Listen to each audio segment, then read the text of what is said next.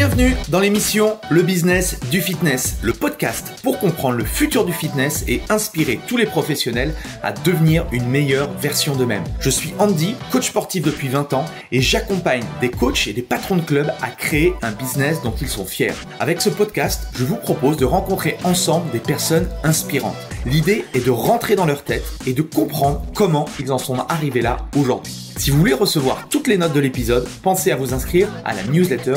Vous trouverez le lien dans la description.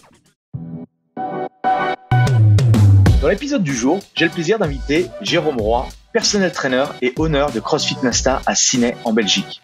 Étudiant, il quitte ses études à 18 ans pour devenir gérant d'une supérette de quartier. 10 ans après, il fait un virage à 180 degrés pour se diriger dans l'univers du personal training avec grand succès. Aujourd'hui, il dirige avec un associé un Globo Gym, une box de CrossFit et un business de personal training. On a parlé de plein de choses passionnantes avec Jérôme, de comment se lancer dans le coaching le plus rapidement possible quand on a pratiquement 30 ans. Comment gérer un business de personal training, de box CrossFit et également de Globo Gym. Comment, en plein Covid, lancer une box de CrossFit. Et surtout, comment continuer à avancer même si la situation est compliquée.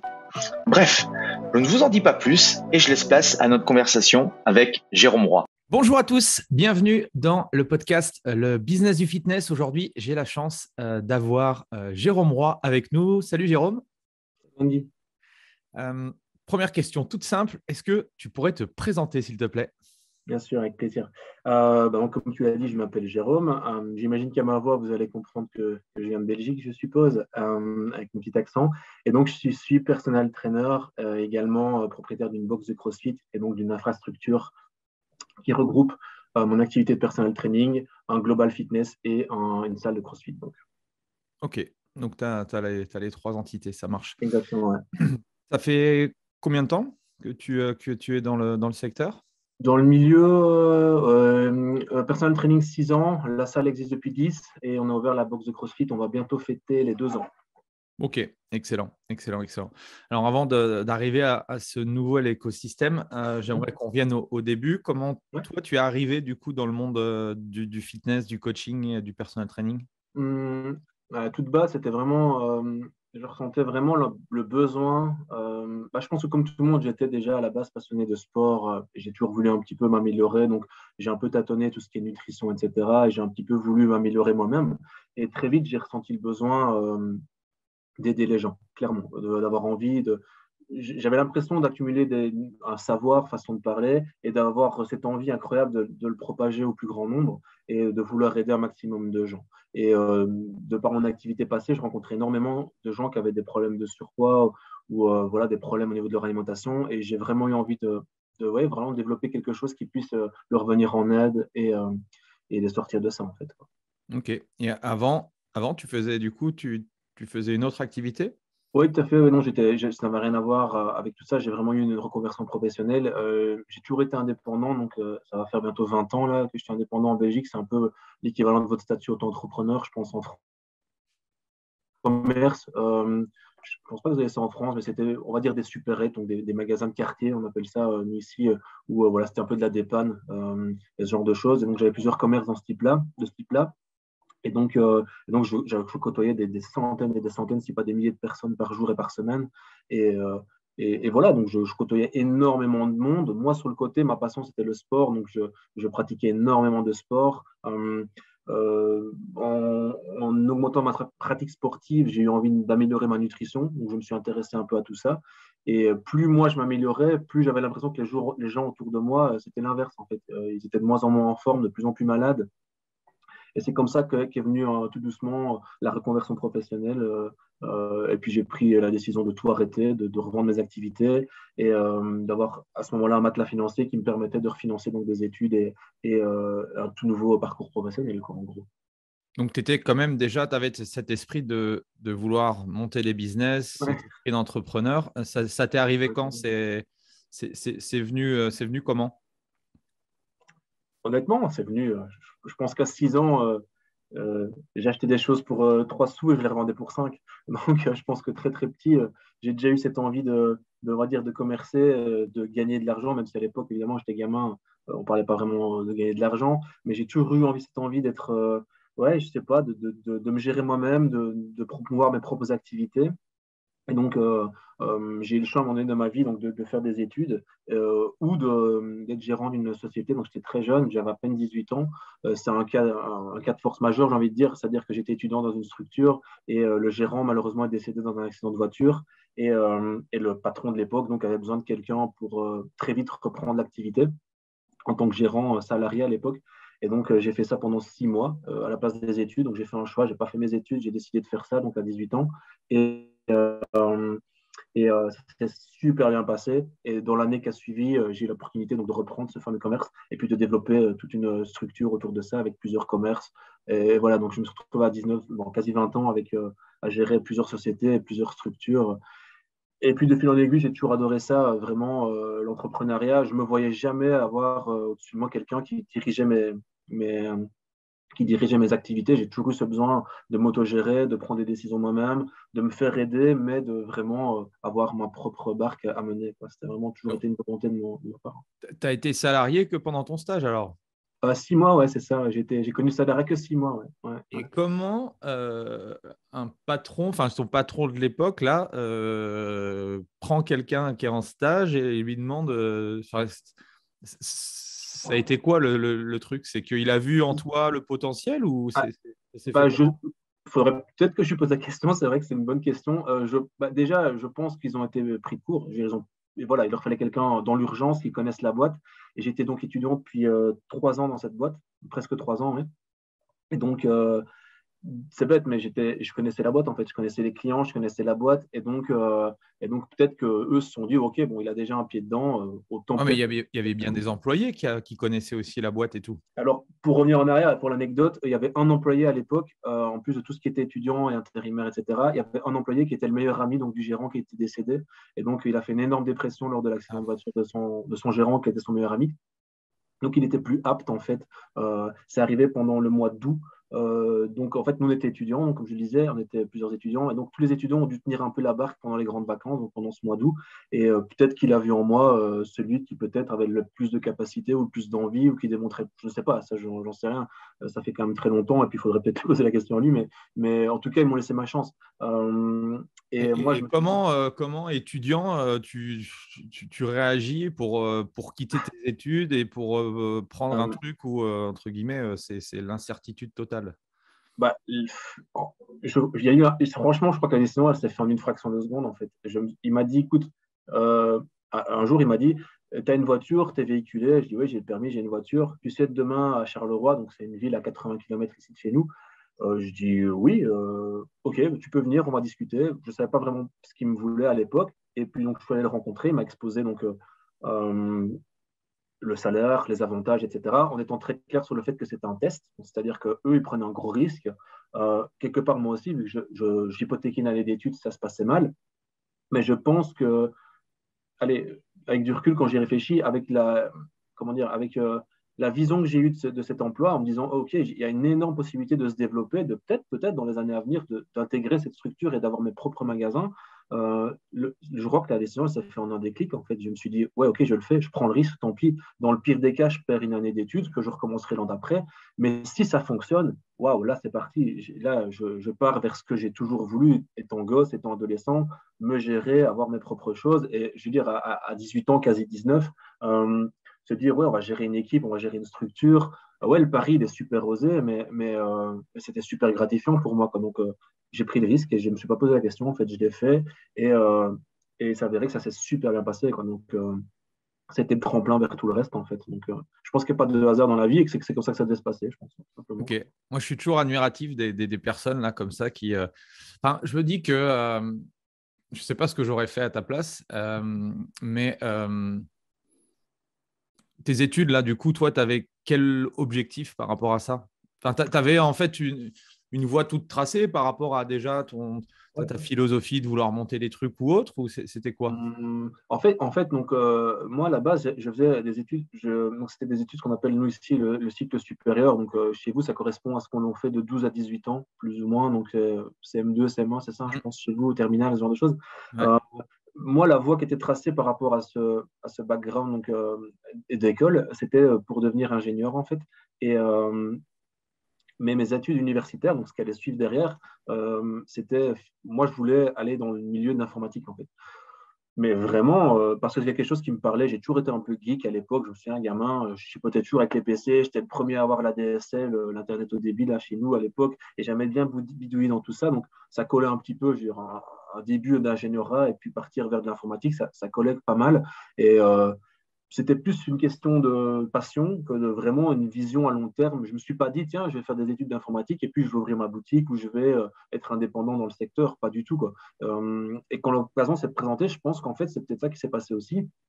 J'ai fait la part des choses en, OK, j'ai une passion, je veux me diriger là-dedans, mais là, j'ai l'opportunité d'avoir, entre guillemets, la vie que je veux, en fait, quel que soit le secteur, quelle que soit l'activité. Et, et la décision s'est faite comme ça, je pense, en fait. Ouais, c'était Là, plus, honnêtement, c'était plus de l'instinct, hein. C'était vraiment. Ça a duré combien de temps, du coup? Quoi donc là... Toute cette période jusqu'à Ah ouais, le bah, changement et tout? j'ai été salarié que 6 mois. Ouais. Donc, et directement, donc, je me suis mis donc, auto-entrepreneur, enfin indépendant, lui aussi, comme on appelle ça. Donc, j'avais 19 ans. Et ouais, ça a été très rapidement. Et alors, entre donc, cette mise comme indépendant, l'explosion du chiffre d'affaires, l'explosion du nombre de structures, du nombre de magasins, il y a eu environ 7 à 8 ans, peut-être, plus ou moins, quelque chose comme ça. Donc, Ok. c'était très Euh, prospère. Ouais. Qu'est-ce que tu as appris du coup qu'est-ce que tu as appris pendant ces 7 à 8 ans qui aujourd'hui te sert dans ta vie de tous les jours? Absolument tout ce qui me sert à l'heure actuelle à développer mon activité de coaching sportif. Que ce soit le personal training, que ce soit la boxe de CrossFit, que ce soit la salle ici, tout ce qui peut être la S'il y a relation avec une les chose, gens. s'il y a une chose que tu retiens, c'est quoi? Et que tu pourrais du coup transmettre à tous les jeunes et à toutes les personnes aujourd'hui qui écouteront ce podcast. Je pense que la chose parmi la plus importante de toutes celles qui m'ont appris, de tout ce que j'ai appris, pardon, c'est l'expérience que j'ai emmagasinée au niveau de la relation avec les gens, que ce soit avec les fournisseurs, que ce soit avec les commerciaux, que ce soit avec les clients. J'ai eu pendant 8 ans, j'ai côtoyé, si on calcule, des centaines de milliers de personnes et apprendre, enfin, être tout le temps au contact de gens, ça permet vraiment maintenant de les comprendre plus facilement. Que ce soit moi quand je dois vendre un pack de coaching, que ce soit quand je dois corriger un mouvement chez quelqu'un, la façon dont on leur parle, on ne parle pas de la même façon à un jeune de 18 ans qui est footballeur qu'à une mamie de 60 qui vient juste parce qu'elle a un peu mal au dos. Et vraiment, cette faculté d'être un peu caméléon, un peu s'adapter à tout le monde, parce que j'ai eu l'occasion de rencontrer énormément de gens. Je pense que c'est ça qui a fait la plus grosse force de toute l'expérience que j'ai accumulée donc, pendant ces 7 à 8 ans, clairement.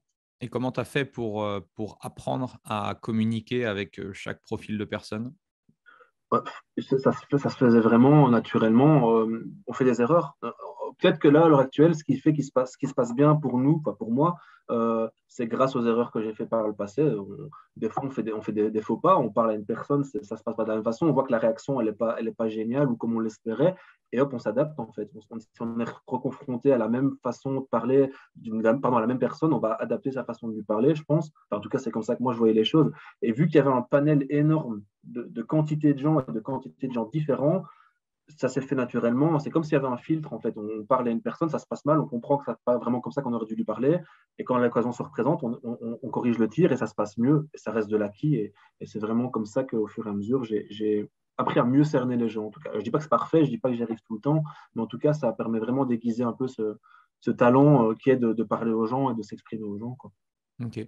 Et du coup, tu décides à un moment donné de changer complètement de voie. Et je sais que Ouais. c'est en discutant avec beaucoup de personnes, il y en a beaucoup qui ont des difficultés du coup à franchir le cap de tout arrêter, de tout reconstruire. Qu'est-ce que tu pourrais dire à ces personnes-là?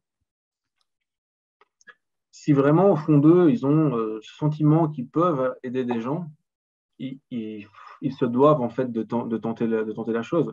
Moi, c'est ce que j'explique énormément à mon entourage, à mes amis, à mes connaissances, quand eux aussi ils n'en peuvent plus de leur boulot, de leur salariat, c'est plus possible, ils ont des patrons exécrables, ils ont une super idée, je sais pas, mais ils veulent se diversifier et faire autre chose. Je dis tente le coup. Dans le pire des cas, tu peux revenir en arrière. J'ai l'impression qu'on vit dans un monde où les salariés ils pensent que s'ils tentent l'auto-entrepreneuriat, pardon, c'est terminé, ils ne pourront plus revenir en arrière. Mais il y a toujours cette possibilité qu'au final, si ça ne se passe pas super bien, c'est pas une fin en soi, ça peut être une façon d'accumuler de l'expérience et on peut revenir en arrière. J'ai des connaissances qui ont eu le cas, qui ont testé, ça s'est mal passé, ils sont revenus en arrière, ils ont recommencé le salariat. Au final, ils n'ont pas perdu des sommes astronomiques, ça n'a pas conditionné leur vie jusqu'à la fin de leur vie, justement. Et je pense que c'est dommage de ne pas se donner la chance d'essayer pour pouvoir justement ne pas avoir de regrets et se dire, ah ouais, ok, je tente l'expérience, ça s'est mal passé, mais au moins j'en ai le cœur net, quoi. Clairement, il faut tenter l'expérience pour moi. Tu avais quel âge en fait quand tu as basculé dans le personal training? 20, j'ai 30, les années passent vite, hein. J'ai 29-30 ans, plus ou moins, 30 Ouais, ans ok. maximum. Ok, 29 ans, ok. quelque chose comme ça. Et du coup, le cursus, pour toi, comment tu t'y prends? Tu décides de faire des formations? Parce que je sais qu'en Ouais, en Belgique, ouais, voilà, il n'y a pas de diplôme comme en France ou ouais, autre. Comment toi, tu t'y malheureusement. prends pour pouvoir travailler, pour, Ouais. entre guillemets, mettre toutes les chances de ton côté? Alors, comme tu le dis, et ça c'est vraiment malheureux, en Belgique, il n'y a pas vraiment de conditions pour pouvoir exercer ce métier, ce qui veut dire qu'on est exposé à une énorme concurrence de gens qui n'ont aucune compétence. Ça, c'est vraiment triste. Je trouve que c'est quelque chose qui devrait changer d'ailleurs pour la Belgique et dans tous les pays où c'est le cas.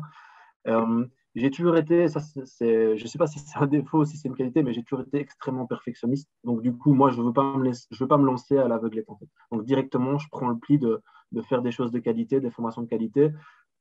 Non pas forcément pour rassurer les gens, parce qu'au final, ils ne savent pas vraiment quels sont nos diplômes ou nos papiers qui prouvent de ce qu'on fait, mais plutôt pour moi, valider le fait que ce que je fais est bien, en fait.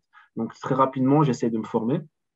Et puis je trouve, au fur et à mesure, dans mon évolution, je trouve des choses de plus en plus intéressantes et je me forme et donc je valide donc certaines qualifications ici en Belgique. Je ne sais pas si chez vous, pardon, en France, c'est pareil, mais on commence à l'EREPS 3, puis c'est l'EREPS 4 et ce genre de choses. Et ça permet un peu de valider ce qu'on fait avec quelque chose qui vient donc vérifier si ce qu'on fait est vraiment bien fait, quoi. C'est pas donné à tout le monde de pouvoir le faire. C'est assez strict au niveau du cursus pour pouvoir y arriver. Et moi, en tout cas, ça m'a rassuré en me disant, OK, là, j'ai suivi quelque chose de vraiment sérieux. Ça me donne quelque chose de sérieux au final, qui est reconnu au niveau belge ou européen. Et, euh, et ça me soulage de me dire que j'encadre des gens en ayant ce background de qualité, quoi, vraiment. Ok. Et tu démarres comment, du coup, dans le monde du fitness? Je commence en fait en donnant cours dans le Global Gym ici. Donc, on dit Global Gym, mais c'est une structure, c'est pas un Basic Fit ou ce genre de choses. Donc, Ouais, c'est c'est vraiment pas une une franchise. structure. Ok. C'est Non, un c'est ça, c'est indépendant. vraiment un indépendant, tout à fait. Ouais, voilà. Donc, qui du coup a un peu la même vision que moi. Et qui, en fait, lui, constate que le métier, le monde du fitness est en constante évolution. Donc, eux ici, ils ont connu les années où la Zumba débarque, on crée un cours de Zumba et il y a 2 cours de 45 personnes et les gens se battent pour acheter des cartes de séance pour faire de la Zumba, quoi. Et donc, eux, ils ont connu ça il y a une dizaine d'années, un peu plus même. Et puis, quand ça a plus été la Zumba, ça a été le body pump, et puis ça a été autre chose, etc. Et puis, en fait, plus les années passent, plus ils se rendent compte qu'en fait, il y a de plus en plus de concurrence. Il y a les Global Gym qui débarquent, il y a les petites structures qui se mettent en place, des petits studios privés de cycling ou ce genre de choses. Et ils ressentent en fait une volonté de changer les choses. Moi, à l'époque de ça, je suis déjà énormément inspiré par le CrossFit. Pas forcément le CrossFit en tant que marque, mais plutôt, on va dire, par le functional training. C'était quelle Et donc, année, ça? jamais, moi, on était il y a, on en 2015, 2016, quelque chose comme ça, plus ou moins. Et donc, moi, je débarque avec une approche totalement différente. Donc, moi, déjà, ma façon d'entraîner est fort axée functional training. Donc, j'amène quelque chose que les gens ne comprennent pas vraiment donc, à l'époque ici. Et tout de suite, ça fait effet waouh, quoi. Les gens adorent. On met en place des cours collectifs. Un, puis deux, puis trois, ils sont remplis. On doit doubler les heures. Enfin, ça devient vite quelque chose d'assez concluant, en tout cas, d'un point de vue commercial. Donc, à tes débuts, tu fais des coachings de groupe, du coup. Tu Pour la rentres salle, par ouais, c'est ça. la. Ouais. Ouais. Pour la salle, d'une part, oui, ce qui me permet aussi de me faire la main. Et sur le côté, donc, je fais ce fameux cursus personal training qui vient un petit peu, comme j'ai tantôt, aiguiser mes compétences. Et je commence à accompagner des gens. Donc, une personne, puis deux, puis quatre, puis huit. Et en fait, les résultats sont tellement monstrueux. T'es bien passé pour le savoir. Quand tu commences le CrossFit, par exemple, les résultats, en général, ils suivent très vite. On va sortir du CrossFit, je fais plus ou moins la même chose, mais d'un point de vue personal training à l'époque. Donc, très vite, Jean-Paul, 40 ans, on a plus mal au dos après 3 mois, perd 15 kilos après 6, se sent super bien et ses copains sont un peu jaloux, quoi. Donc, ses copains viennent dans le circuit et commencent le personal training. Et puis, de bouche à oreille fait effet. Et très vite, je me retrouve débordé, en fait. Donc, très vite, je me retrouve avec des journées interminables, avoir des coachings du matin au soir, plus les cours collectifs. Et bon, c'est très bien financièrement, mais ça devient un petit peu pesant, que ce soit d'un point de vue physique, parce qu'il faut quand même réussir à suivre la concentration également. Et puis, de point de vue familial, c'est pas non plus super génial. Et donc, on a cette volonté. Attends, parce que en t'écoutant, ça a l'air trop simple. Dis-moi. Non, mais c'est très bien, justement, c'est inspirant. C'est quoi les recettes du coup pour arriver, pour débarquer, pour en parallèle faire de la formation et puis avoir du succès? La recette, ouais, j'aimerais bien pouvoir la noter, la vendre, ça serait intéressant. Je crois que quelqu'un de perfectionniste ne va jamais lâcher l'affaire. Moi, quelqu'un que je prends en main, à savoir que maintenant, je sélectionne, hein, je ne prends plus n'importe qui, il faut vraiment que la personne montre l'envie d'avoir envie de changer, etc. Donc, j'ai bien finalisé ça. Mais je pense qu'à l'époque, je ne les lâchais pas, en fait, les gens. Donc, quelqu'un qui rentrait dans le cursus au début, même s'il avait une petite baisse de motivation, une perte de volonté, je ne le lâchais pas. Je veux dire, j'étais là, limite, je prenais sur mon temps pour même sur le côté lui donner des conseils en nutrition, ce genre de choses. Mais comment tu avais structuré ton activité? Qu'est-ce que tu vendais? Comment tu vendais? En sachant que l'expérience des 7 à 8 ans, ça c'est une force. Voilà, que quand on démarre, quand on est jeune ou qu'on n'a pas d'expérience professionnelle, voilà, on est complètement paumé. Comment tu t'y es pris, toi, par rapport à ça? Tu avais déjà cette vision de proposer des accompagnements sur le long terme ou des Pas choses du tout. comme ça? Non? Absolument pas. Mais pas du tout. Et en fait, quand vraiment je décide de revendre toutes mes activités, de me retrouver du jour au lendemain avec zéro revenu, hein, je veux dire, voilà, j'ai revendu mes activités, ça m'a fait un matelas financier, mais je n'avais plus du tout de revenus du jour au lendemain.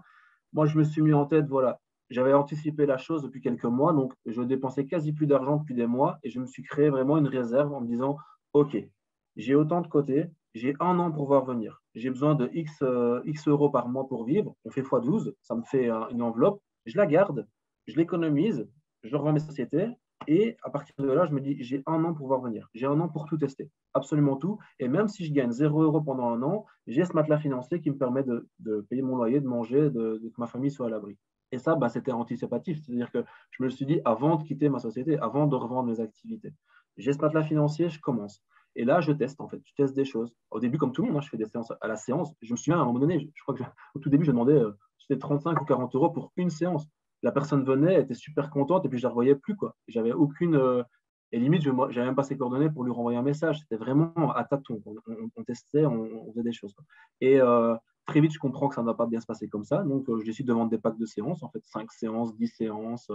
Euh, alors, oui, OK, la somme arrive. Et puis après, je me retrouve avec d'autres soucis. Les gens achètent un pack de 10 séances. À l'époque, je crois que je vendais ça peut-être 400 €, quelque chose comme ça. Et là, autre problème, annulation. Les gens ne s'y tenaient pas. Une fois sur deux, ils ne venaient pas. Problème, ils ne venaient pas. Donc, c'était des séances qui ne se décomptaient pas. Donc, le renouvellement était postposé. Donc, je gagnais moins d'argent. Et tout ça m'a permis vraiment, en fait, de me dire, ouais, non, ce n'est pas la bonne façon de faire. Ça non plus, ce n'est pas la bonne façon de faire. Donc, je vais plutôt imaginer d'autres façons de vendre mon produit pour que je n'ai pas ce genre de problème, quoi.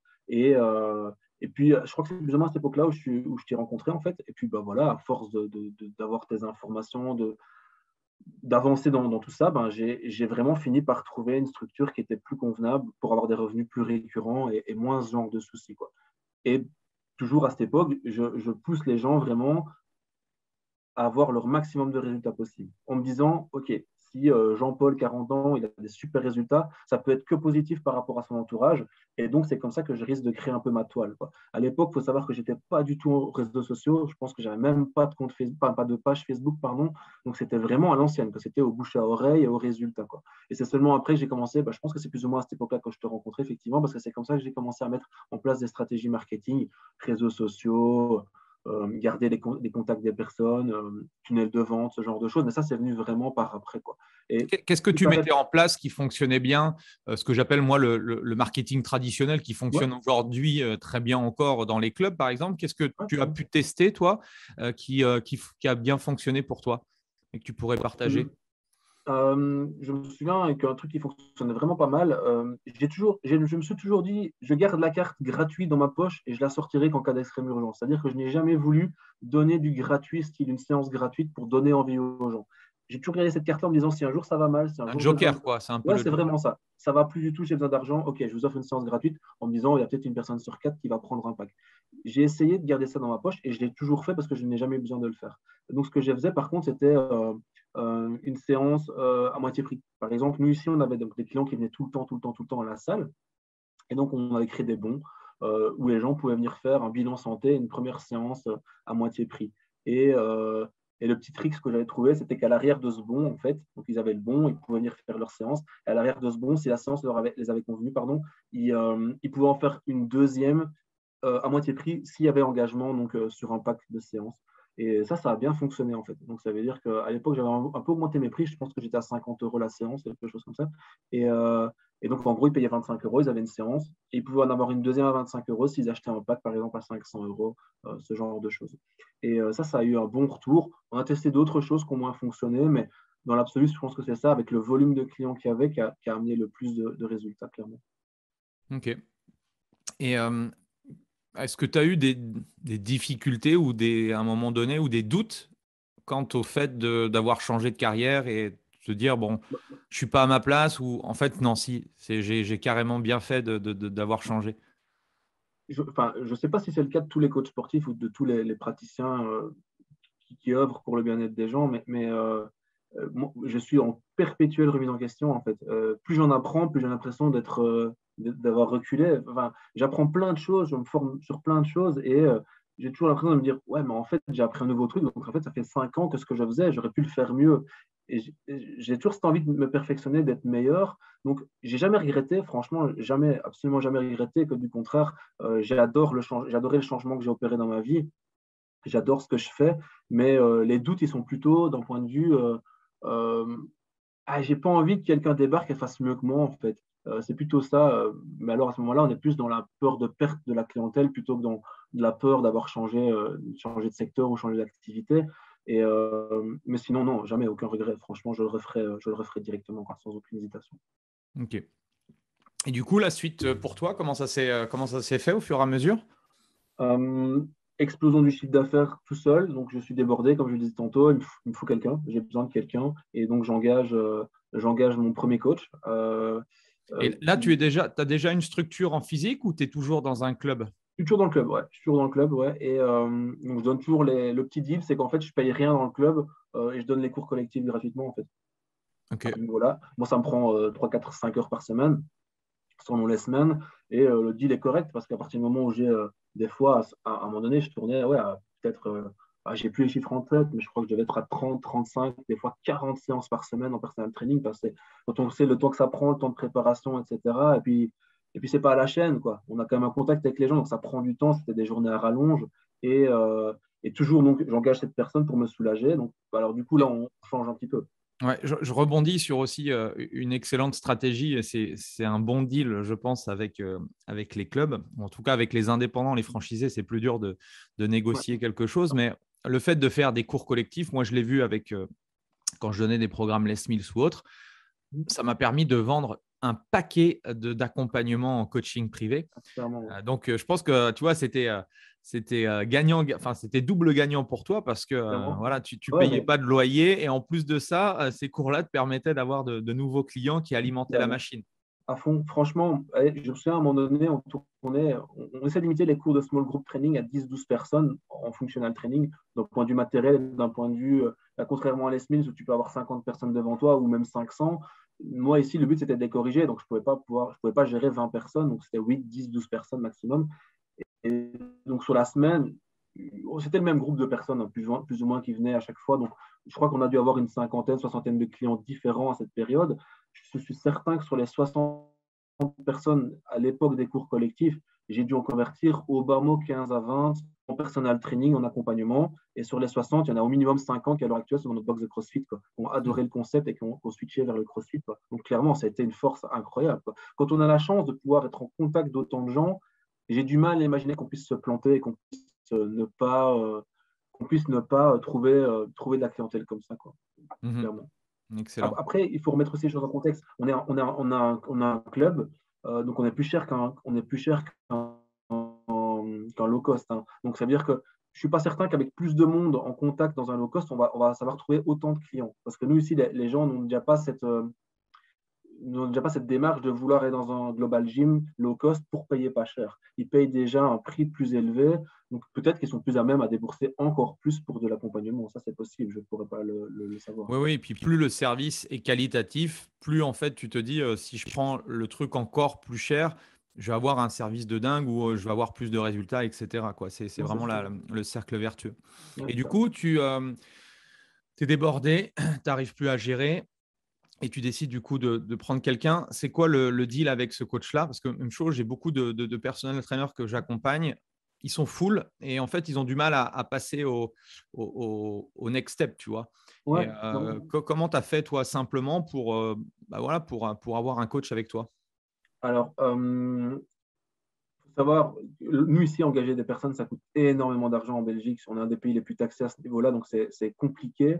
Maintenant, je prends le risque en fait. Et avec la personne, le deal, il est simple. Je l'engage comme salarié en étant très clair sur le fait qu'en fait, si c'est pas concluant rapidement, si lui ne m'apporte pas une plus-value, ou en tout cas que par exemple, lui reprenne tous mes coachings et que moi je me retrouve à ne plus avoir rien faire et qu'il me coûte plus d'argent que ce que ça ne rentre, on casse le contrat directement. Donc, on se met bien d'accord avec ça. Et donc, je m'entoure de quelqu'un euh, qui, déjà, quelqu'un que j'apprécie énormément. C'est devenu plus qu'un ami, c'est vraiment devenu je ne vais pas dire un frère, mais on est tout le temps en contact ensemble depuis lors. Et on s'entraîne ensemble, c'est mon partenaire d'entraînement. On fait des compétitions ensemble, enfin, voilà, des qualifications pour des compétitions ensemble. Et donc, voilà, c'est clair. Il intègre l'équipe, il a accès à mes clients, mais je lui demande sur le côté d'essayer de développer ça aussi de son côté. C'est-à-dire que lui vienne m'intégrer l'équipe, mais qui m'amène une plus-value par les connaissances qu'il a, essayer d'avoir d'autres coachés, d'autres ventes de packs de séances. Il est dans le milieu du Parce que sport, du ouais, football. l'objectif pour toi par rapport à ce nouveau coach, c'est quoi? C'est genre, tu as 30 coachings ou 40 coachings, c'est de lui en donner 20 et puis Ouais, d'en garder que 20 pour c'est ça. travailler sur le développement ou c'est quoi ton… Complètement. Ouais, c'est C'est ça? complètement ça, tu as tout compris. C'est vraiment ça. Moi, je ne veux pas qu'il reprenne mes 35 coachings. Il fait 38 heures semaine à temps plein ici en Belgique. Je ne veux pas qu'il reprenne 38 coachings et moi, me les rouler et laisser venir. Moi, je veux qu'il me soulage d'une partie de mes coachings, surtout des horaires qui, pour moi, avec ma vie de famille, m'avançaient moins. Donc, par exemple, les fins de soirée, ce genre de choses. Là où lui, il n'a pas d'enfant, ça l'arrange mieux. Euh, je veux ça. Je veux qu'il me libère d'une partie, mais non pas pour gagner du temps libre, pour avoir ce temps-là pour développer plein d'autres choses, en fait. Je me suis dit, OK, il me fait gagner 20 heures semaine. Je ne dis pas que je vais bosser ces 20 heures-là, mais je vais en bosser 10 et je vais en récupérer 10 pour moi. Et ce temps qui me permet de m'octroyer, c'est à ce moment-là où je commence les réseaux sociaux, les marketing, les formations, à suivre un peu tes trucs, etc., développer les challenges. Et c'est là, en fait, où je me dis, OK, je gagne du temps. Ce temps, je vais vraiment l'utiliser à faire quelque chose d'encore plus puissant, quoi. C'est vraiment Ouais, ouais, ça. c'est là où je dis souvent la différence entre je travaille dans mon business et je travaille Ouais. sur mon business. Qu'est-ce que ça a changé pour toi d'avoir plus de temps et de mettre en place du coup des stratégies business marketing? Déjà, psychologiquement, ça m'a déchargé, tu vois, parce que quand tu fais 30, 35, 40 séances semaine, à un moment donné, même si tu veux être le plus, même si tu veux être le plus compétent et le plus disponible par rapport aux gens, il n'y a rien à faire. Je veux dire, la personne que tu as à 19h, tu n'es pas aussi frais qu'à 9h du matin, quoi. Donc, tu accumules beaucoup de fatigue, beaucoup de stress, etc. Tu fais un peu plus des erreurs de jugement quand tu as des trucs de posturaux, etc.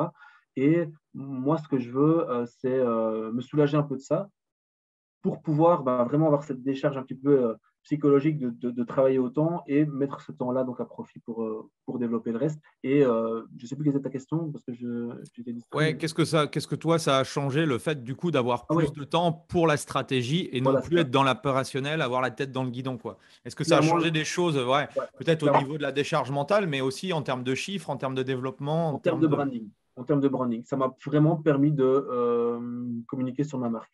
Donc, j'avais créé cette marque à l'époque, au tout début, et je l'ai boostée complètement. Avec des goodies, des bêtises, hein, des t-shirts, des pulls, ce genre de choses. Travailler avec un graphiste pour pouvoir faire un chouette truc, à pouvoir vendre aux gens, ben, ça fait une petite plus-value. Et même si ce n'est pas un énorme gain d'argent, ça fait de la pub. Donc, ça fait parler. Donc, les gens se renseignent. Ah, tiens, Everfit Personal Training, qu'est-ce que c'est, nutrition, etc. OK, ils se renseignent, ça fait vraiment jouer le branding. Et moi, j'avais enfin ce temps-là pour pouvoir développer les réseaux sociaux, lancer la communication un peu plus ciblée, faire des vidéos, vraiment essayer de bosser le branding. Et à l'heure actuelle, j'estime que je ne le bosse absolument pas encore assez. Maintenant, voilà, on a eu d'autres choses. Il y a eu le Covid, on a développé la boxe de CrossFit, on a développé plein d'autres choses. Moi, à l'heure actuelle, si j'avais un seul regret, ce serait de me dire, j'aimerais vraiment bien avoir plus de temps pour pouvoir développer encore plus ce côté branding et ce côté revenu récurrent, en fait. Pas toujours être à la chasse du client, parce qu'il n'y a rien à faire. Même si on a des clients qui nous suivent depuis des années, 5, 6, 7 ans, certains, on en perd tout le temps aussi, que ce soit au fitness, que ce soit au CrossFit ou même en personal training. Problème d'argent, plus le temps, déménagement, etc. Donc, il y a quand même toujours un petit peu cette course contre la montre où on cherche des clients pour remplacer ceux qu'on perd. Et je pense que quand on a la possibilité de développer encore plus son branding, encore plus son expertise, ça va tomber un peu plus facilement. On aura moins un travail de prospection à faire, je pense. En tout cas, c'est mon avis.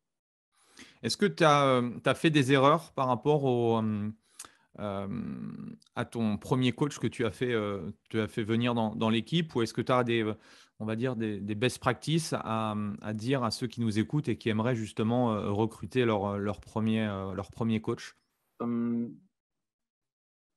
On est dans un milieu, le fitness, où, je ne sais pas, encore une fois, en France, c'est encore différent de chez nous, mais nous, ici, si demain, je mets une annonce pour un coach fitness, je peux me retrouver avec 50 CV de gens qui n'ont aucune expérience, mais absolument aucune, ou qui pensent qu'ils en ont, ou parce qu'en fait, ils ont fait 3 ans de muscu, ils sont coach sportifs. Donc, je conseillerais vraiment, s'il y avait un truc à faire attention, c'est vraiment de s'entourer de quelqu'un de très qualitatif, mais surtout, au-delà d'être compétent, qu'il a un énorme rapport émotionnel avec les gens. Ça doit être quelqu'un que les gens trouvent tous sympa, quoi. Moi, maintenant, je suis entouré d'énormément de coachs, que ce soit en fitness, en crossfit, etc. Et il n'y a rien à faire. Il y a des coachs avec qui ça passe moins bien. Et les clients, la sympathie du coach, il peut être plus compétent qu'un autre. On va prendre coach A, coach B. Coach A est compétent, mais super sympa. Il met l'ambiance, il est un peu un entertainment, quoi. Il met un peu l'ambiance, il rigole avec les gens, etc. Et l'autre est plus compétent, a plus de diplômes, a vraiment un background de fou, mais il est très froid, très fermé et très carré. Il n'y a rien à faire dans le milieu du fitness, ça va passer beaucoup moins bien, quoi. Et moi, si j'avais un conseil à donner aux gens, si vous comptez vous entourer de gens, prenez des gens qui sont vraiment compétents, ça c'est évident, mais surtout qui passent vraiment bien avec les gens, quoi. Pour moi, c'est la base, vraiment. Moi, ce que je dis souvent, c'est que être bon coach, ça s'apprend. Tu vois, je peux former les gens à être un meilleur coach. Par Clairement. contre, quand tu es con, bah, c'est compliqué, tu vois. C'est compliqué de changer les gens. Donc, effectivement, je te rejoins sur ce côté-là. Et du coup, donc, premier coach. Donc là, tu es toujours au sein même de la structure du club. Tu n'as pas de part dans le club aujourd'hui de Globo Gym ou autre? Non, À cette époque-là, tu veux dire? À cette Comment? époque-là? À cette Ouais. époque-là? Toujours aucune. Non, Ok. à l'époque, aucune. Et donc, là où je voulais être soulagé et avoir plus de temps, l'effet boule de neige, il m'amène plus de gens, ça gonfle. Donc, du coup, on est de nouveau débordé, mais cette fois-ci à 2. Donc, on peut se supporter un peu l'un l'autre, mais le problème, il n'est pas réglé, quoi. Donc, du coup, là, on se pose un jour et on se dit, bon, OK, où est-ce qu'on va? Qu'est-ce qu'on fait? Donc là, je parle avec le gestionnaire du club. Et puis, lui sait que je suis passionné de CrossFit. Je me tape 50 bornes en voiture pour aller chez un pote faire du CrossFit ici en Belgique. Euh, et on se dit, pourquoi on ne ferait pas notre box en fait? Parce qu'à un moment donné, quand on ne sait plus développer, quand on n'a plus de temps à échanger contre de l'argent, la seule moyen c'est d'avoir une plus grosse structure en fait, et d'avoir des gens en coacher 12 plutôt que d'en coacher 2, quoi. Donc du coup, on se dit, pourquoi on ne ferait pas notre propre box de CrossFit? Et l'idée, elle germe. On est exposé très vite à un problème qui est qu'en fait, d'un point de vue fonctionnel, ici, ça aurait été compliqué de le faire. Parce que c'est une entrée principale, donc on ne peut pas avoir en gros des entités, des sociétés différentes qui exploitent le même endroit. Bêtement, pour les charges, c'est compliqué. Imagine, tu as une salle de gym, une salle de CrossFit derrière, oui, mais les gens, s'ils prennent une douche, c'est qui va payer en fait? La salle, le CrossFit, comment est-ce qu'on va s'organiser? Et puis là, on se dit, on va faire simple, on va s'associer en fait. Comme ça va régler tous les problèmes. On va racheter la moitié de la salle de gym et puis on va construire l'extension de la box de CrossFit derrière. On commence les démarches et très vite, on se met d'accord en fait, sur un prix, sur une façon de développer la chose. Et puis tout se met en place. Tout se met en place très vite. On prend contact avec les Comment vous comptables. faites du coup? Comment ça se passe? Alors, je ne te demande pas de détails ou autres, mais comment du coup, parce que ça aussi c'est intéressant, c'est comment, parce que je crois toujours même si aujourd'hui je suis seul dans mon activité, je crois qu'on est toujours quand même plus fort à plusieurs que tout seul. C'est quoi? C'est simplement d'adulte en adulte, de discussion, on pose les idées, on pousse tout, et puis après, c'est aussi je pense de la confiance, ça? Ouais, on pose les bases en fait. On se dit qu'est-ce qu'on a, qu'est-ce qu'on veut, qu'est-ce qu'on ferait bien.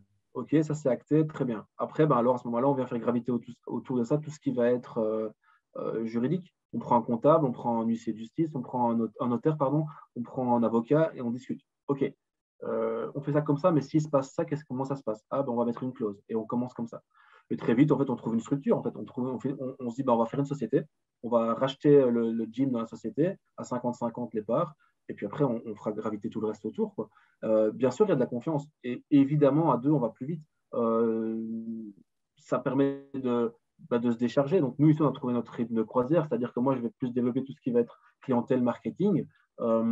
Et évidemment, je coach. Et mon associé, lui, il gère la salle de. Oui, quand je dis je coach et mon associé, lui, il est ça a coupé. plus dans la salle. Donc, tout ce qui va être.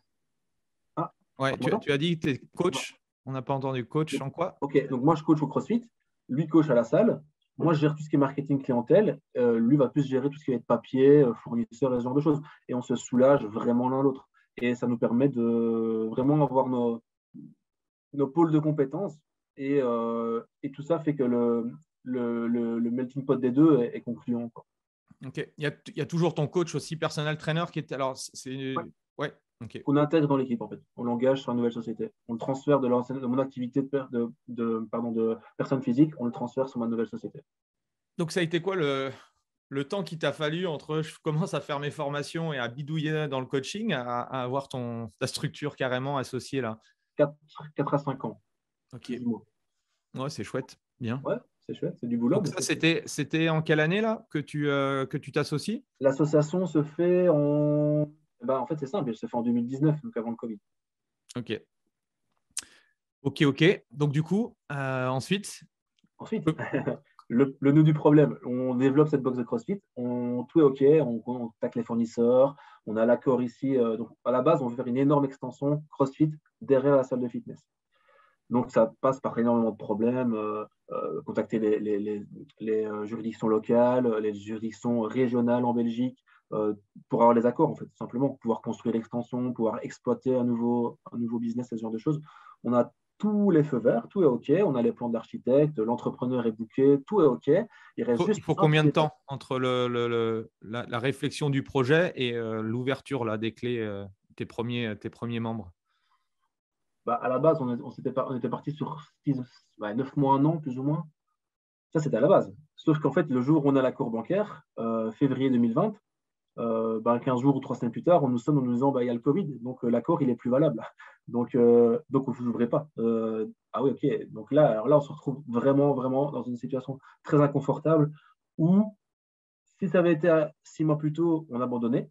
Sauf que là, on a déjà tellement engagé d'argent, que ce soit les architectes, les avocats, les études de sol pour la construction. Enfin, on a tellement mis d'argent en fonds propres via les liquidités de la société qu'on se dit non, on peut pas abandonner un projet. On a déjà mis autant d'argent alors qu'on n'a rien. Là, ça aurait vraiment été jeter l'argent par les fenêtres, quoi. On est en plein Covid, on est en mars, avril, mai 2020. Et là, on se dit, OK, en juin, on peut réouvrir. La banque ne veut toujours pas parce qu'il y a eu le Covid. Donc, on se dit, c'est pas grave, on va prendre une surface provisoire. Et on trouve une surface provisoire à 3 km de chez nous ici pour ouvrir la box de CrossFit en plein Covid. Donc ça, c'était Comment tu es, toi, psychologiquement? Là, pas bien. Honnêtement, là, je suis vraiment pas bien parce que je me dis, on a tellement mis d'argent, on n'a plus aucun repère. Et je trouve que c'est quelque chose que, si moi, il y a une chose que le Covid a détruit chez moi, je pense que c'est la volonté d'entreprendre. Ça veut dire que je l'ai toujours, mais il y a un frein, il y a un énorme frein. On se dit, waouh, qu'est-ce qui va se passer demain, quoi. On n'a aucune perspective d'avenir, on ne sait pas comment ça va se passer.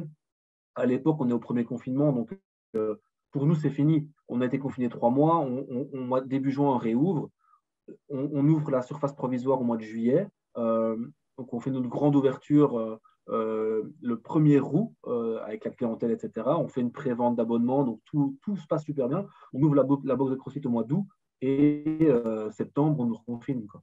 Là, on prend une gifle parce qu'on pensait pensait qu'on allait se faire reconfiner. Je pense que dans l'inconscient collectif, ça avait duré 3 mois, c'était derrière nous, alors qu'on était seulement au début, en fait.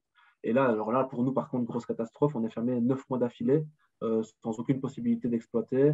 Les gens qui venaient de prendre des abonnements d'1 an, 2 mois plus tôt, qui réclament, très vite, on est dans une situation très, très, très compliquée, quoi. Donc là, psychologiquement, je ne suis pas bien du tout. On se dit, waouh, qu'est-ce qui se passe? Quel va être l'avenir? Qu'est-ce qu'on va faire? Qu'est-ce qu'on va devenir? Et ouais, c'est compliqué à l'époque. Vraiment, vraiment. Comment tu gères le personnel et comment tu gères les premiers membres, du coup? En toute honnêteté, c'est-à-dire que là, je prends mon téléphone, je court-circuite mon cerveau rationnel et je vais parler avec le cœur. Et je fais une vidéo de 20 minutes où j'explique tout. la situation, qu'est-ce qui se passe, financièrement, comment ça va se passer, les risques de fermeture qui sont clairs si on n'est pas soutenu. Et pendant 20 minutes, je parle sans réfléchir, vraiment avec le cœur. Et je poste cette vidéo-là sur tous nos canaux de diffusion en disant aux gens, voilà, on ne vous demande pas d'être des mécènes, on ne vous demande pas de nous donner de l'argent tous les mois pour survivre. Par contre, s'il n'y en a pas certains qui le font, on n'est plus là dans 3 mois, quoi. Et donc, le message passe énormément bien auprès des gens et on a plus ou moins 80% des gens qui nous soutiennent. Ils nous disent, OK, vous ne coupez pas notre abonnement, on ne réclame pas l'argent, on s'arrangera plus tard, on verra plus tard. Et le souci, c'est que ça se passe donc vers septembre-octobre 2020. Mais le plus tard devient à un moment donné, est-ce qu'il arrivera un jour? Parce que, encore une fois, nous, on pense être confinés 3-4 mois, mais ça dure 9 mois. C'est énorme, la période de fermeture est énorme. Comme les gens nous soutiennent, ça nous permet d'avoir un minimum de liquidité pour au moins subvenir aux besoins primordiaux, donc payer l'électricité, payer le chauffage pour que les gens ne s'entraînent pas dans le froid, même si à un moment donné, on a dû aller dehors dû aux mesures sanitaires. Et donc, on met en place des choses. Je coach à distance, en visio. Je mets en place des coachings virtuels, donc avec des applications virtuelles, ce genre de choses. Et alors, au CrossFit, on a la chance de pouvoir s'entraîner dehors. Donc, les gens ne sont pas entièrement insatisfaits. À partir du moment où ils peuvent quand même venir s'entraîner, les conditions ne sont pas exceptionnelles. Hein. On est dehors, on fait comme on peut, mais au moins, on est soutenu. Et donc, ça nous permet de garder la tête hors de l'eau pendant plusieurs mois, quoi. Ok. Donc, vous réouvrez un peu comme nous en avril-mai, non 2021? Plus tard, on a rouvert en juin 2020. Ok. Avec mesures de moins en moins strictes. Et puis depuis, je croise les doigts, on n'a plus été refermé depuis. Mais on sent quand même que les gens ont encore un peu peur, en fait. Je pense que les gens, autant nous, je pense qu'on a du mal là à envisager des investissements à long terme, autant les gens, ils ont du mal à imaginer payer des choses à long terme. Ils ont peut-être du mal à se dire, ouais, je vais reprendre un abonnement d'un an, parce que peut-être que dans 3 mois, ils sont refermés, ou peut-être que dans 6 mois, ils sont en faillite aussi, on ne sait pas, en fait. Ouais, donc là, on sent que les gens, il n'y a rien à faire, ils sont sur la réserve, ils ont cette peur un peu du futur, je pense. En tout cas, c'est l'impression que moi j'ai, en fait. Et toi, tu te sens comment du coup là? Honnêtement, les derniers mois, là, ça n'a pas été les mois les plus optimistes. J'étais plutôt dans une position, dans une optique, on va laisser passer la tempête, en fait. On va pas faire les fous, on va pas dépenser des sommes énormes, on va pas prendre trop de risques. Mais quand même, on doit avancer. Je veux dire, parce que notre projet est toujours en attente d'expansion, etc. D'ailleurs, on a eu rendez-vous avant-hier, on a eu un énorme rendez-vous bancaire. La situation a l'air de se délier, mais on n'a toujours pas d'accord clair et précis de la banque. Donc voilà. Donc sur la réserve, optimiste, mais sur la réserve quand même. J'espère que c'est le cas, mais voilà, on ne sait jamais qu'un nouveau variant débarque et qu'il nous referme dans 15 jours. On n'en sait rien en fait. Mais en tout cas, je me veux plus optimiste qu'il y a quelques mois, c'est sûr. Qu'est-ce que tu as mis en place du coup pour après la réouverture pour relancer du coup l'activité? 2 choses en fait. On s'est dit, OK, là, il faut faire quelque chose. On n'est pas trop promo. Moi, j'essaie vraiment de sortir de ce format, faire des promos, casser son prix. Ouais, OK, il y a des occasions. Hein, Black Friday, nous, c'est un gros truc. D'ailleurs, j'avais fait la formation avec toi Black Friday à l'époque, il y a 2 ou 3 ans, je pense. On essaie de garder 2-3 périodes dans l'année où on fait un truc vraiment intéressant, mais j'essaie de le moins possible casser les prix. Et justement, on essaie vraiment de se différencier du low cost. Donc, par contre, au mois de juin, à la réouverture, on se dit, on va faire une promo de 6 mois pour rassurer les gens, où là, on casse vraiment le prix. Et ça ne les lie pas à 1 an, ça les lie à 6 mois. Mais de toute façon, s'ils ne prennent pas cette promo de 6 mois, s'ils devaient payer par mois, en 2-3 mois, ils sont perdants. Donc, du coup, ils se disent, ouais, OK, ça ne refermera pas dans 2-3 mois, on va prendre la promo de 6 mois. Ça refidélise la clientèle, ça leur permet de revenir et nous, ça nous fait rentrer des grosses liquidités au mois de juin à la réouverture. Ça, c'était la première chose. Deuxièmement, on change complètement notre façon de voir les choses. On arrête les abonnements, on parle de droit d'accès mensuel où les gens peuvent arrêter du jour au lendemain sans aucune explication. Ils ne viennent plus venir, ils ne viennent plus, mais alors en contrepartie, on a augmenté le prix de 10 € par mois. Donc ça nous permettait d'avoir plus de rentrées pour ceux qui le voulaient et du coup, ils n'étaient plus liés. Donc, ils n'avaient plus cette peur de se lier à nous, vu que de toute façon, s'il y avait confinement 3 semaines plus tard, ils ne payaient plus et puis c'était terminé. Donc, c'était vraiment, nous, nos 2 axes de travail. Faire une promo de réouverture et essayer de retirer ce sentiment que les gens étaient liés à nous, pieds et poings liés en cas de problème. Ok, excellent. Comment tu vois l'avenir du CrossFit? C'est quoi ta vision à toi? Alors, nous, on a déjà une optique dans le CrossFit extrêmement santé. Ça veut dire qu'on ne vise pas la performance. Même si nous, en tant que coach, on recherche cette performance, on a besoin, nous, d'un peu nous dépasser, etc. Ce n'est pas vraiment ce qu'on essaie d'inculquer aux gens. On est plus dans une optique santé, se sentir bien dans leur peau et devenir la meilleure version d'eux-mêmes. C'est vraiment, dans les années à venir, ça risque d'être une des choses qui survivra au low cost. C'est-à-dire que je pense que dans les années à venir, le low cost va continuer à prendre de l'ampleur et qu'il y aura un peu de clans. Je veux dire, le clan low cost où les gens y vont, font leur truc, ont leur résultat ou pas, et de l'autre côté, le CrossFit qui, lui, va être quelque chose où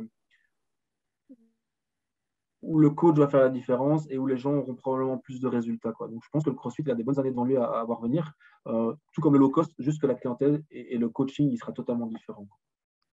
Qu'est-ce que tu as mis en place, toi, dans ta box pour justement accueillir ces nouvelles personnes et pour qu'ils se sentent bien et pour qu'ils voient la différence avec les clubs low cost ou les clubs, on va dire, généralistes? Ah, on a perdu Jérôme. On essaie d'avoir une approche mensuelle un peu différente de mois en mois. Par exemple, il y a des mois, on va faire… Ça va mieux? Tu m'entends? Attends, ça coupe. Ouais, Excuse-moi. Ça va mieux? ouais, vas-y, on t'entend là. Ouais. Donc, excuse-moi, j'ai oublié la question. Ouais, je disais, qu'est-ce que tu as mis en place du coup pour les nouveaux membres pour qu'ils se sentent vraiment bien accueillis et que tu puisses les fidéliser sur le long terme? D'accord. Tous les mois, on met en place des choses et elles vont changer de mois en mois. Par exemple, il y a un mois, on va pouvoir dire voilà, des séances découvertes vraiment à une telle heure, à une telle date. Et là, c'est vraiment des séances faites pour eux. Donc, venez à 3-4, venez en couple, vous ne serez pas beaucoup. Et là, on va vraiment vous cocooner et vous montrer ce que c'est que le CrossFit. C'est quelque chose qui marche très, très bien parce que les gens se sentent vraiment suivi, accueilli, et donc en général, on a un bon taux de conversion par rapport à ça. Le mois d'après, on ne va pas faire ça, on va plutôt dire, OK, bah, les 4 dimanches matin, c'est team mode, bring a friend, amène ton ami, marre-toi avec lui, montre-lui ce que c'est que ta passion du CrossFit, et bah, là aussi, on va avoir un taux de conversion. Le mois d'après, on va faire une promo spéciale, OK, bah, 3 mois cash, droit d'accès offert, par exemple, et de mois en mois, on va mettre un peu en place quelque chose qui va essayer d'amener des nouveaux prospects avec des forts taux de conversion, en sachant, ben, tu le sais bien, dans le CrossFit, on a quand même un taux de rétention qui est quand même beaucoup plus élevé que dans le reste. Donc, on perd très peu de clients et on en amène régulièrement des nouveaux, quoi. Donc, nous, on essaie de mettre ça en place, de garder surtout notre base clientèle et de venir la faire grossir petit à petit, quoi. Excellent. À quoi ressemble une journée type de Jérôme quand il bosse? Les journées sont toutes différentes, mais en gros, ouais, voilà, on se lève le matin, on va conduire les enfants à l'école, et puis on arrive au bureau, on fait un peu les papiers, vite fait une trentaine de minutes, et puis on commence son premier coaching. 2, 3 coachings, ça dépend les jours. Et puis, What the CrossFit, à savoir que donc on se relaie avec mon collègue, donc le coach. S'il donne le matin, je donne le midi. Si je donne le matin, il donne le midi et vice-versa. Et puis, après ça, donc après le What de midi, tous les jours, on se retrouve, on s'entraîne. 4-5 en semaine, 1 heure et demie ensemble. On mange un petit bout et puis à 15h, on recommence. Où là, en général, c'est plutôt lui qui prend le relais. Donc, lui va plutôt faire le personal training et moi, j'ai plutôt faire gestion d'email, gestion de la com, une vidéo, un tips of 2D. J'ai lancé ça il y a quelques temps, une vidéo sympa, tips of 2D. Et là, j'ai plutôt travaillé ce côté-là. Et en fin de journée, ça dépend les jours, mais à 18h, 18h30, 19h grand maximum, je suis chez moi avec les enfants. Et voilà, donc c'est quand même des journées assez remplies, mais on se laisse quand même le temps de nous entraîner, de manger un bout ensemble, et on n'est pas la tête dans le guidon 12 heures par jour, quoi. Comment tu fais pour t'améliorer? Au niveau professionnel, j'essaie vraiment j'allais dire beaucoup me former, plus maintenant, j'essaie de mieux me former. Donc, ça veut dire que j'ai beaucoup plus chercher la qualité du coaching avec le moins de temps possible. C'est-à-dire que je ne vais plus passer ma vie à faire des formations et à partir dans tous les sens.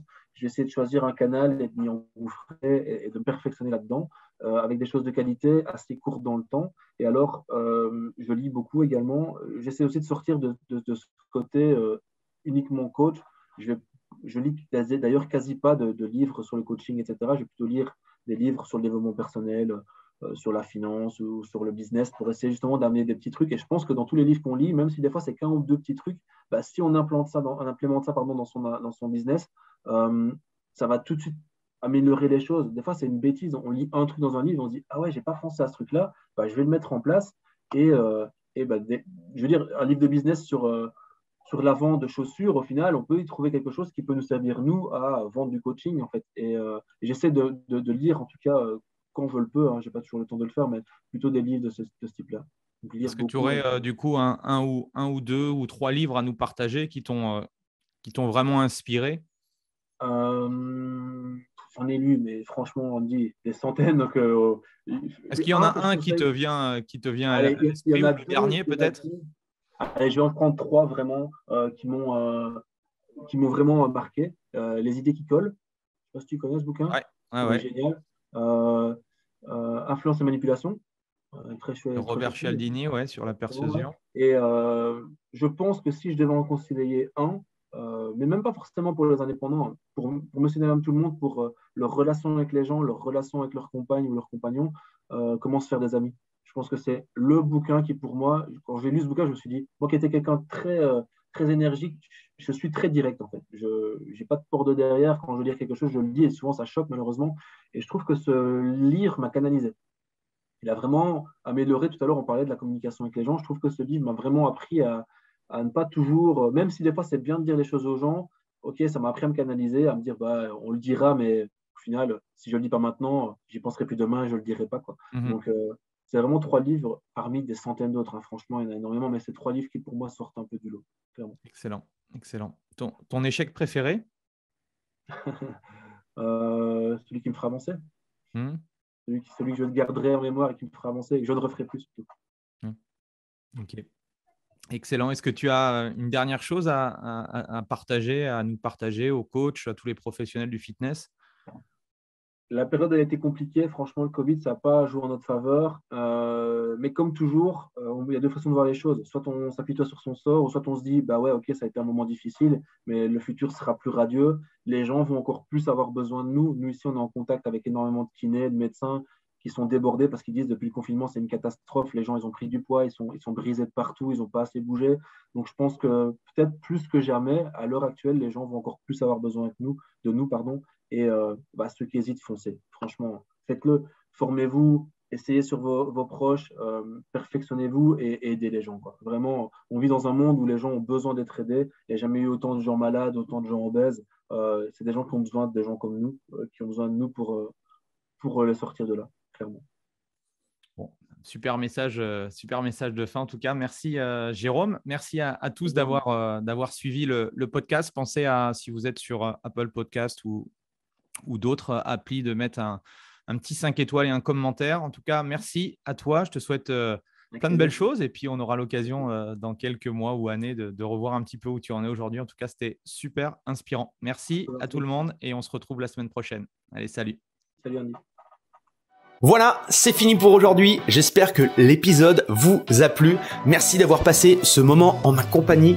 Deux petites choses avant de vous quitter. Si vous cherchez les notes de l'épisode ou que vous voulez tout simplement me contacter personnellement, allez sur mon site andypoiron.com. Donc tout attaché, www.andypoiron.com. Vous trouverez toutes les informations nécessaires. Et dernière chose, et c'est la plus importante pour moi, si vous voulez m'aider à promouvoir ce podcast, eh bien vous mettez un avis 5 étoiles sur Apple Podcast. Si vous regardez cet épisode sur YouTube, eh bien pensez à liker et à vous abonner à ma chaîne YouTube et pensez à en parler autour de vous, pensez à en parler à vos amis ou à vos collègues dans le fitness. Ça permettra véritablement à ce podcast d'avoir beaucoup plus de visibilité. Voilà, en tout cas, merci, à très vite pour le prochain épisode.